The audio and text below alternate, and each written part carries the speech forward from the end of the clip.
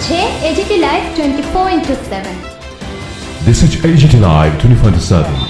গত 23 তারিখে কেন্দ্রীয় অর্থমন্ত্রী নির্মলা সীতারামন এই যে সরকারের যে বাজেট পেশ করেছেন, আমরা সেই দিনই তার বিরোধিতা করেছি।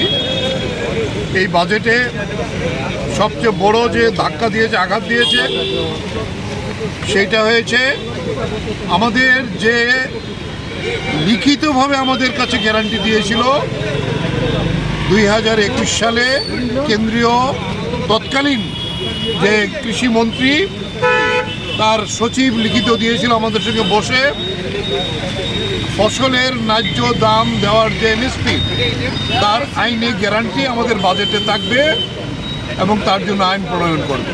কিন্তু এই বাজেটে সেইখানে কোনো আইনি গ্যারান্টি নেই। শ্রমিকদের যে অধিকার এই বাজেটে পদদলিত হয়েছে।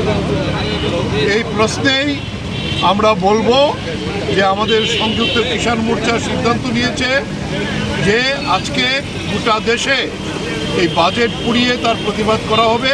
এরা কৃষক বিরোধী এবং শ্রমিক বিরোধী বাজেট। তাই এই বাজেটের বিরুদ্ধে আমরা আজকে সংযুক্ত কিষাণ মোর্চা এবং আমাদের সঙ্গে কেন্দ্রীয় ট্রেড ইউনিয়ন তারাও যুক্ত হয়েছে এই বাজেটকে পোড়াবার জন্য। তাই আমরা আজকে প্রচণ্ড ওয়েদার খারাপ, আমরা তার মধ্যে এই কর্মসূচি করে আমরা এই বাজেট এখানে পুড়িয়েছি, তার প্রতিবাদ জানাবার জন্য কেন্দ্র